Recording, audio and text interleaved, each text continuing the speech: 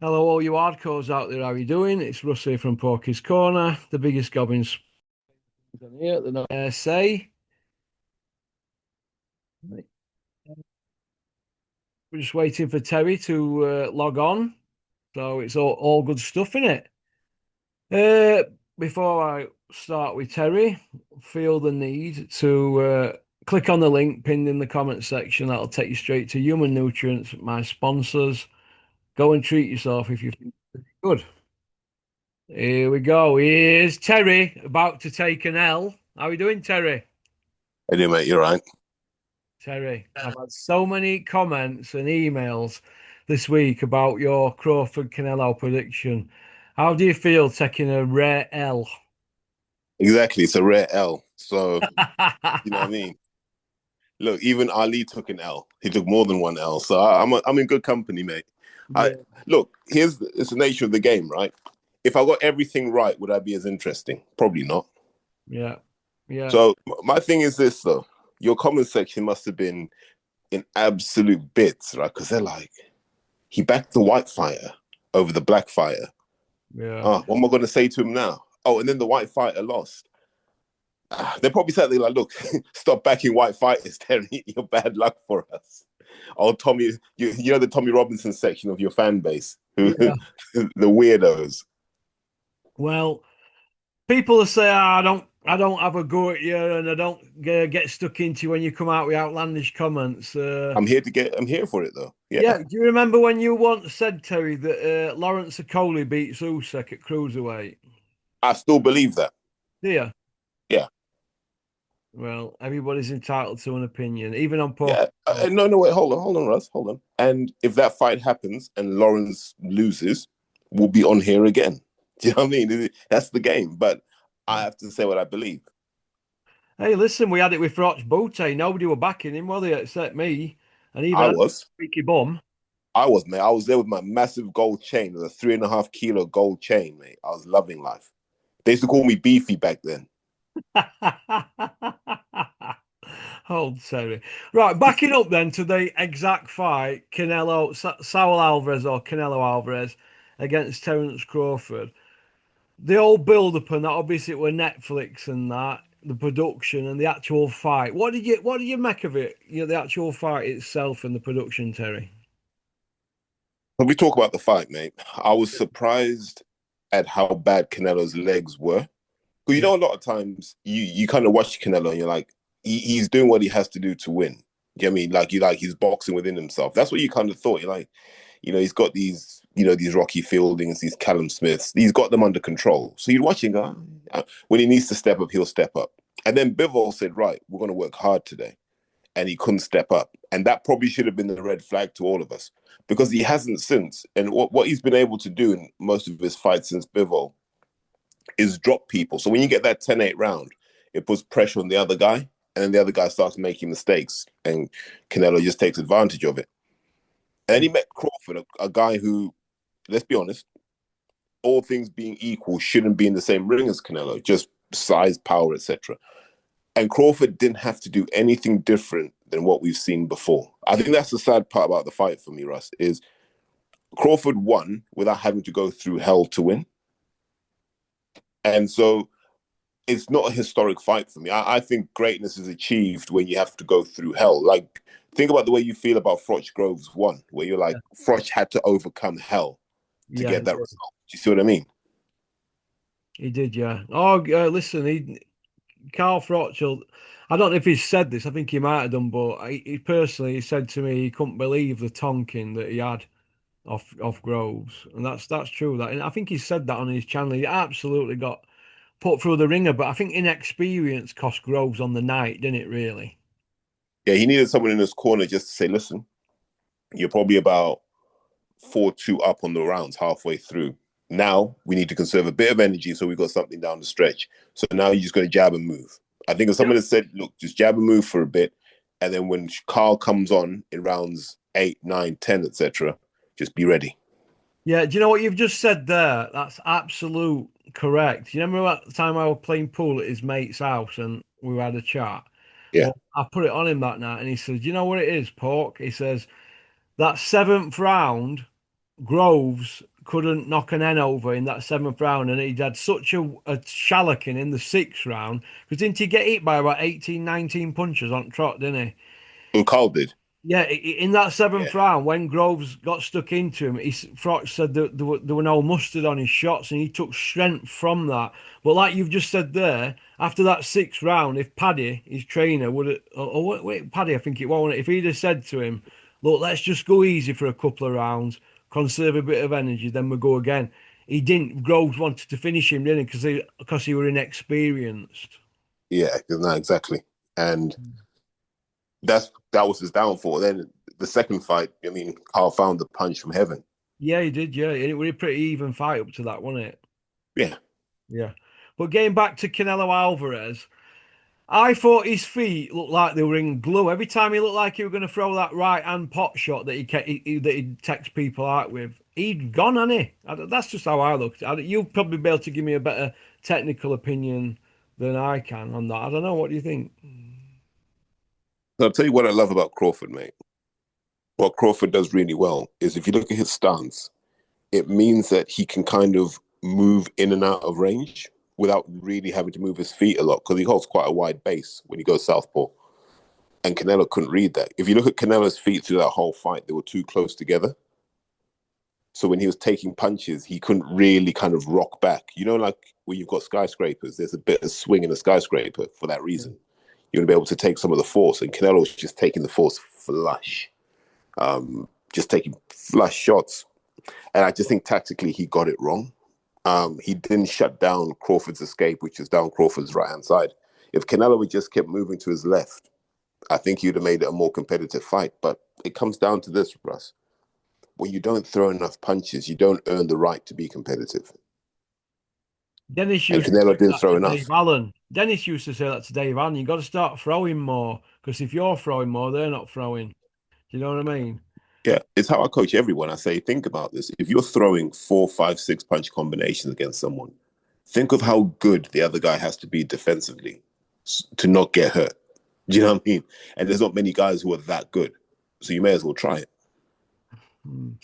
What did you think of the scoring, Terry? What were going on there? I'm surprised it wasn't a 114, 114, mate. Yeah, yeah, I was.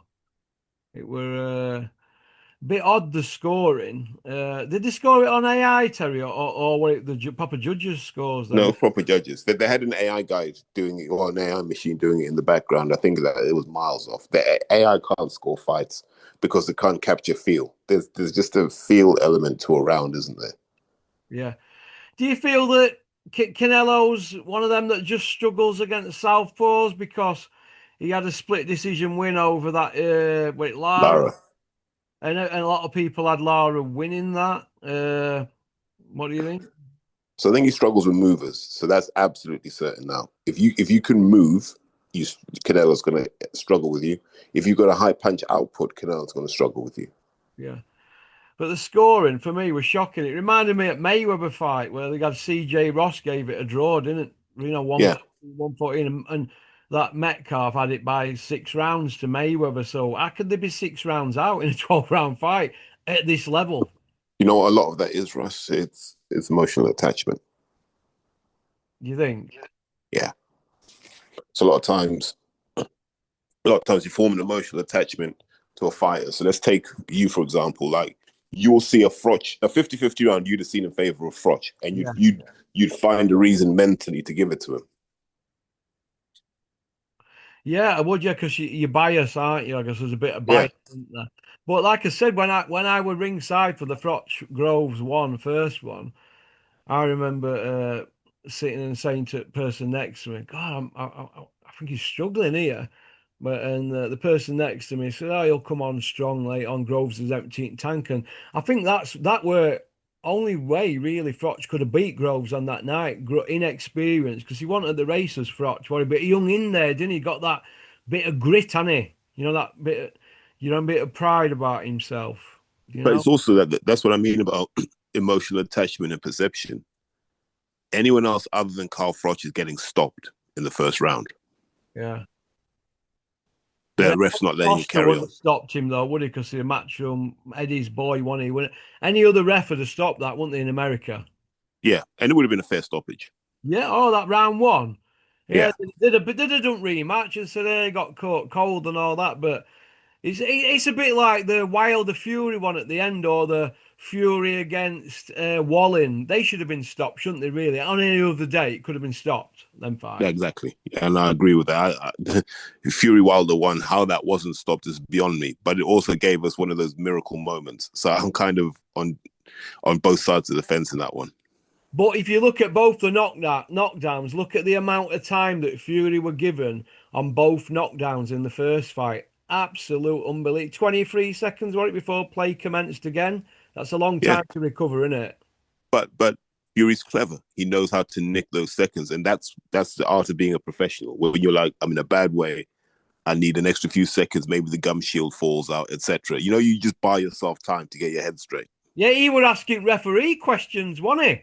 You know, he went, referee asked him something, he replied, and then Fury were asking him questions and then walking away and that. So he knew what to do, didn't he?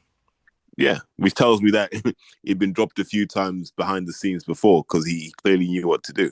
Well, on his record here, he's had 8 counts against Joshua's 10, which should technically be 11.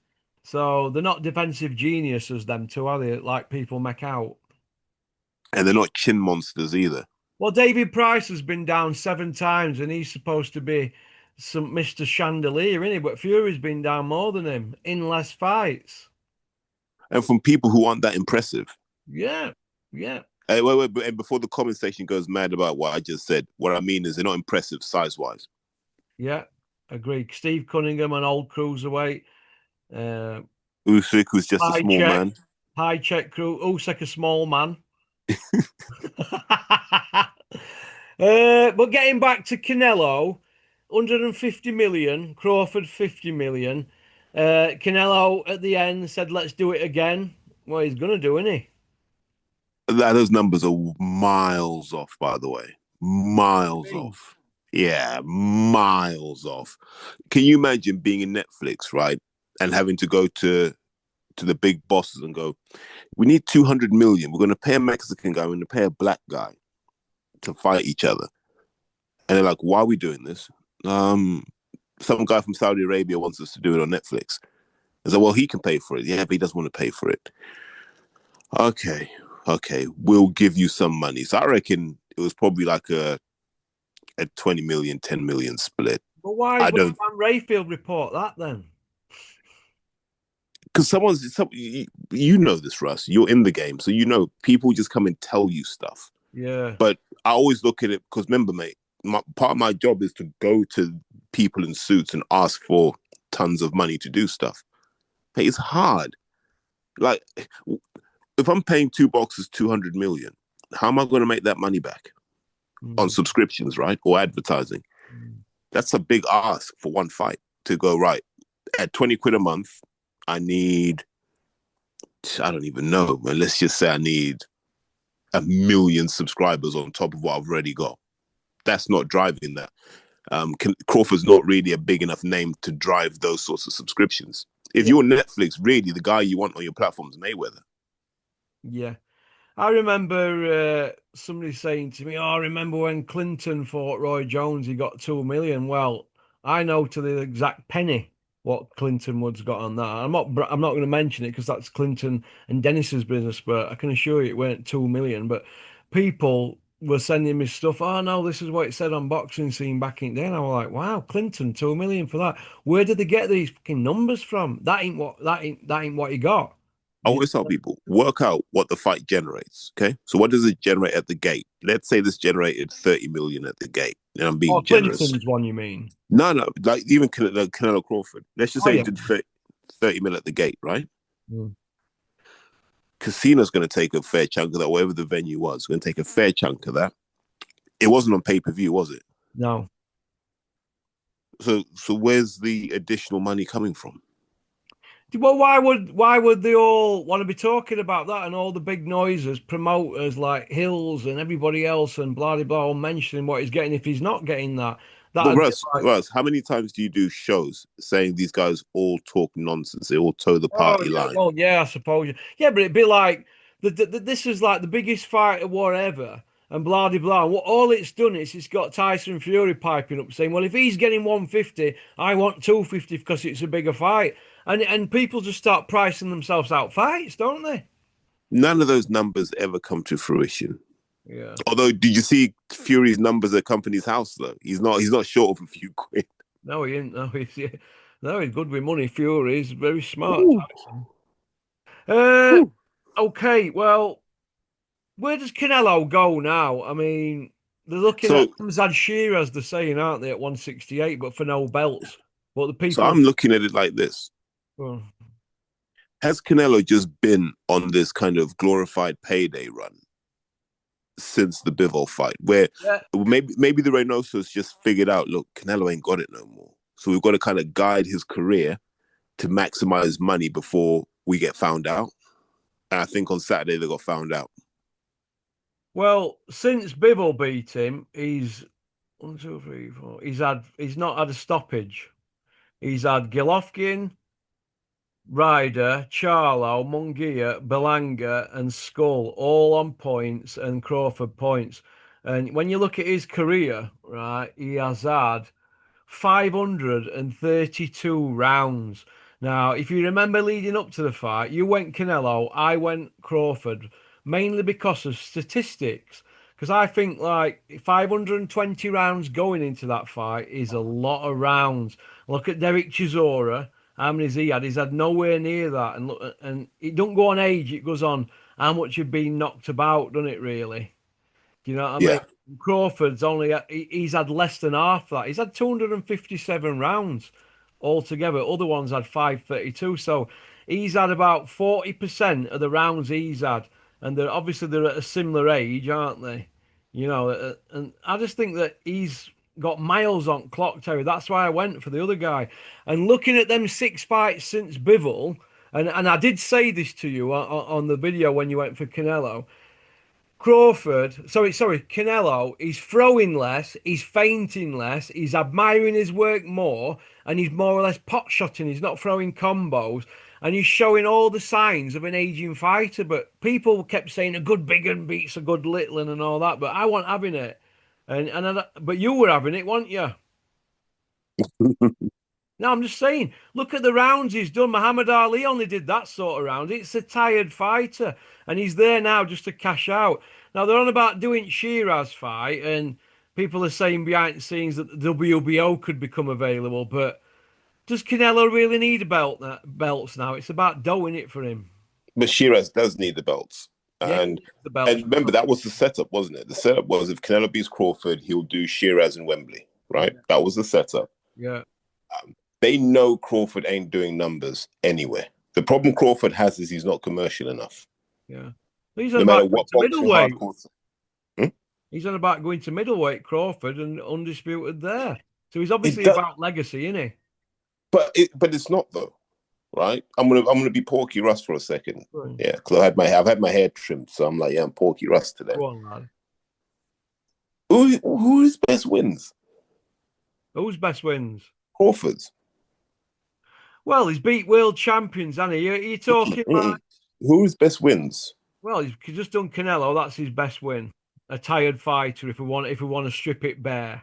Yeah, And Spence, who we know was doing stuntman moves in a Lamborghini.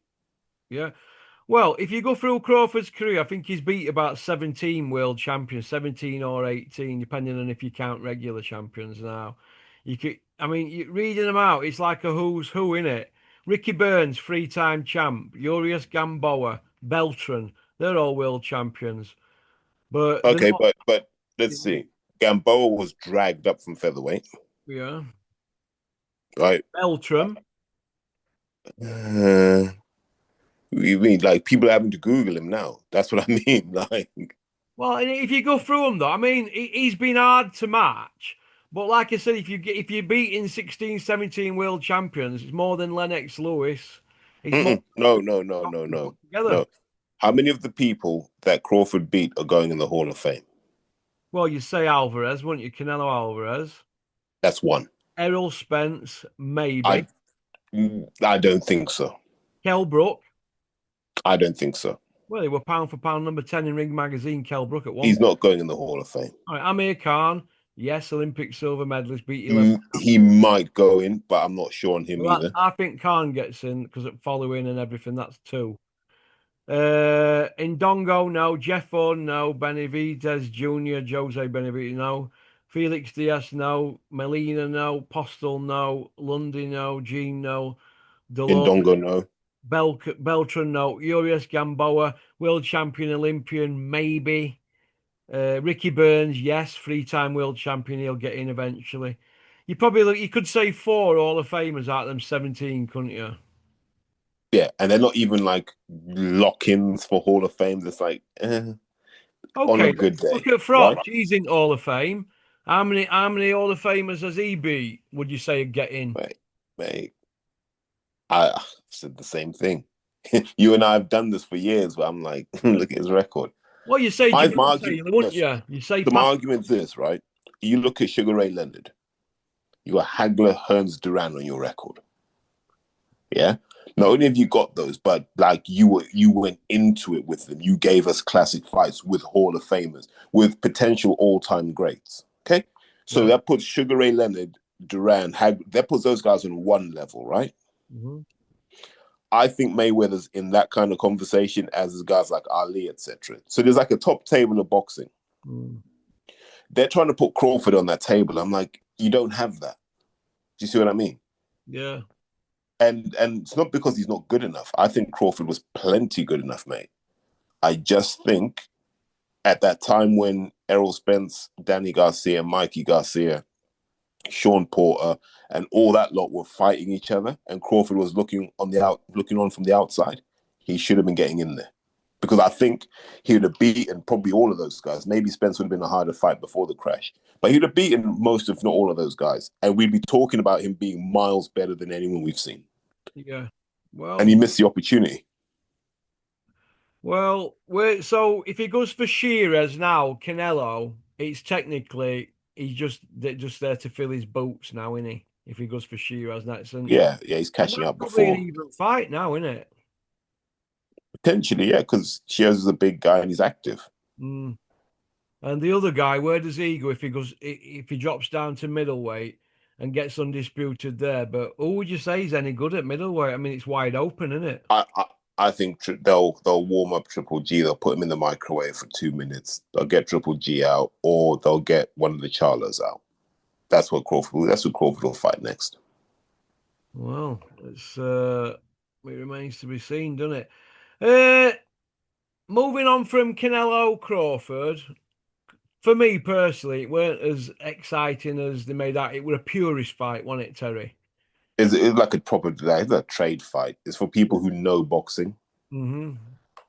Well, There's no Duke universal McKenzie called appeal it, there. didn't he? Did it?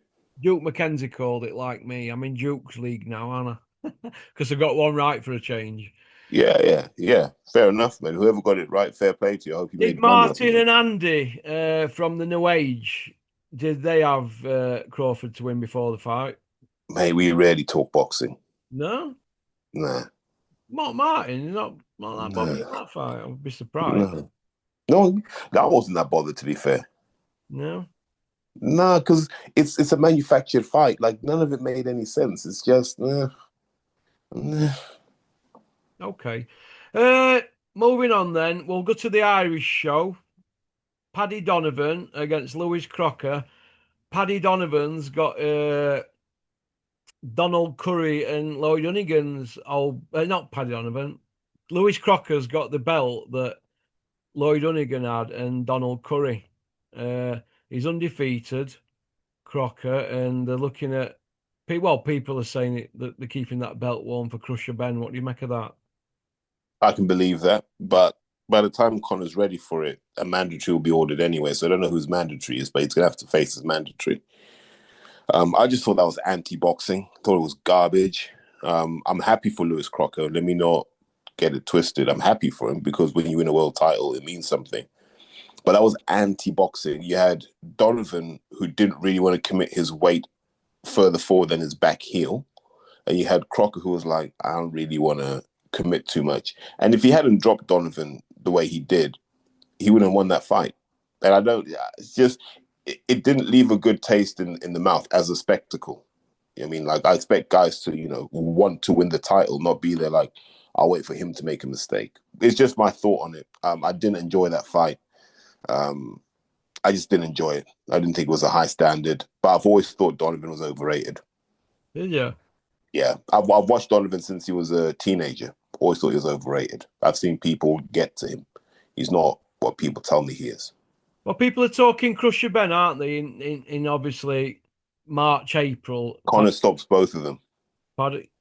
Connor stops them both. Yeah. Yeah, on the same night. But if he does fight them round about March, April next year, that's 4 years since his last welterweight fight. Do you think that's risky, him dropping back down a couple of weights after 4 years?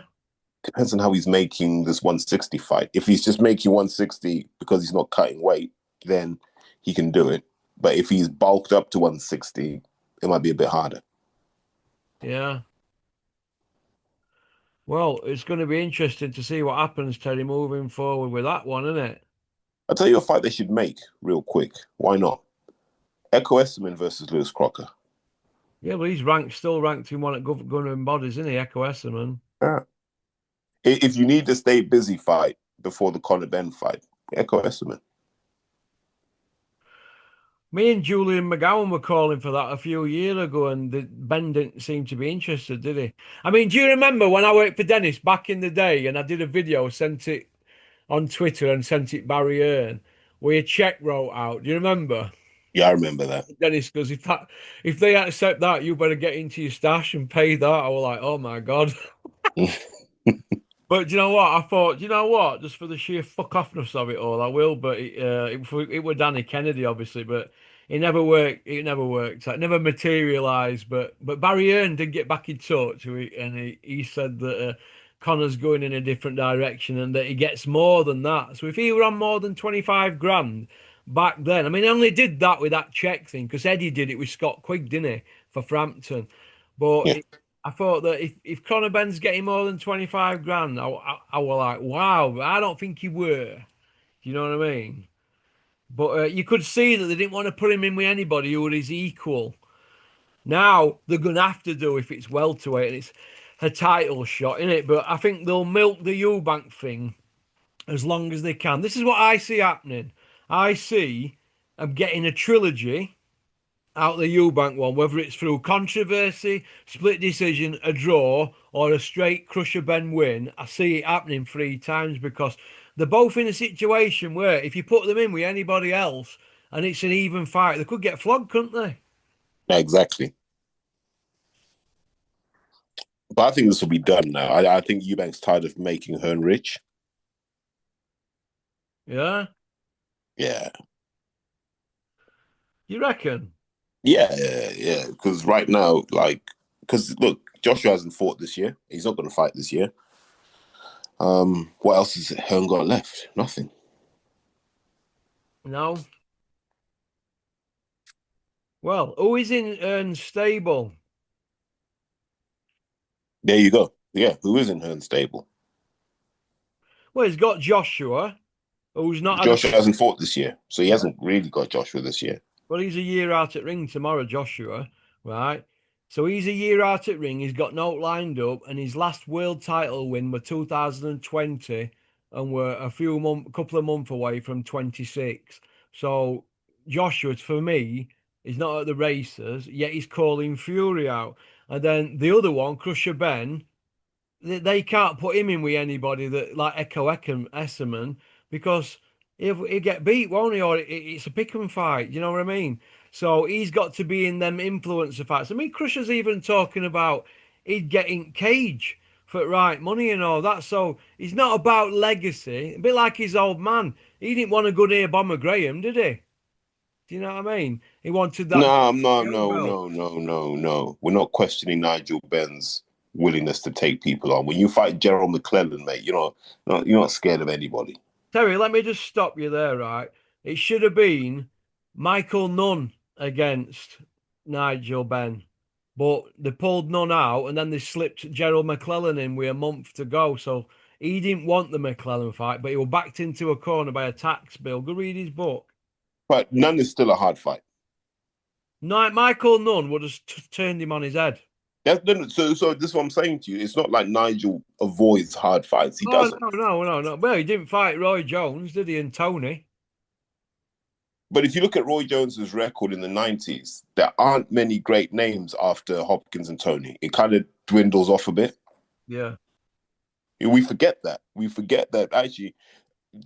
Go back and look at what people say. If you had social media back in the 90s, they would be slating Roy Jones's CV. Slating it. Yeah, well, yeah. But Crusher, in my opinion, he's a disaster waiting to happen at any weight. I mean, he goes flying in there. He reminds me of how can I explain? A very lively amateur. You know, when you go see amateur shows, throwing punches from all angles and all Yeah. action. He's all right hand, isn't he? Like his old man. You know, that's what I think. I'm not saying he's not exciting. Conor Benn is an exciting fighter and he's willing to bring it. But I just think that he's a disaster waiting to happen against. I mean, who would you say is a great fighter at 160 and 154 at the moment? Could you see Charlo and Crusher Ben lasting long? Long enough. I remember the Charlos are rusty, so I can see that. You got the tall kid Fundora, but the size difference is too much there. If you were to give him someone, you'd give him someone who's got a name but is a bit old now, like a Tony Harrison. Let him feed his way in with like a Tony Harrison. See where he's at from there. Yeah. Okay. Uh, would you like to go on to part two, Terry? I will do, mate. But can you give me 5 minutes? I'll make a quick phone call. Go on then, make it 10:25, yeah? Fine. All right then, mate. See you at 10:25. Cheers, All right, mate. mate. Bye. Bye. Thanks for liking and subscribing and leaving a comment. I hope you've enjoyed part one, and I hope the people that keep sending me absolute vileness in emails. I mean, you should be ashamed of yourselves, but why I don't stick it on Terry? Well, Terry Chappendama has been a very good friend of mine for a decade now, and I let him have his say because I think he's a bit technically more astute than me, breaking fights down. But he did get the prediction wrong. But what do you want me to do? Hammer him and call him a racist because most of the time he picks the black fighter over the white fighter, but this time he picked the white fighter over the black fighter. And I don't know, it shouldn't be turned into race, should it? But I'm not on here to hammer everybody. All right. But Terry is very forceful in how he speaks on here. And he can be convincing, can't he? But sometimes he does come out with outlandish things, and I don't know if it's tongue in cheek or what, whether he digs Frotch out or Lawrence Okoli beats Usyk or certain things like that. But it is what it is. But I hope you've enjoyed part one and jump on part two in a minute. We've then got Sean on. But what I'm doing today, I'm going to put out 9 videos today for you all. 9 videos are going out today. You're going to have a porky feast. There's going to be 1 hour, two. You're going to have about 3 hours worth of content today. And that is it then until Monday. All right. That is it. Well, Monday. So I hope you've enjoyed these 9 videos, but I hope you enjoyed part one with Terry. All right. Please join us on part two. Don't forget, though, to like and subscribe. Whack the subscribe button now and let's do the business. Don't forget to check the link in the comment section. And also, we have a sister channel, Porky's International. There's some videos on there if you like to go and have a look. All right. We've got Liam's dad coming on there this coming week. All right. Hope you're well. Liam, get in touch with me. We'll have you back on Monday. Okie dokie. Ryan, same to you as well. And John from Manchester, hope you're well. All right. Go on. Peace out. Booyaka.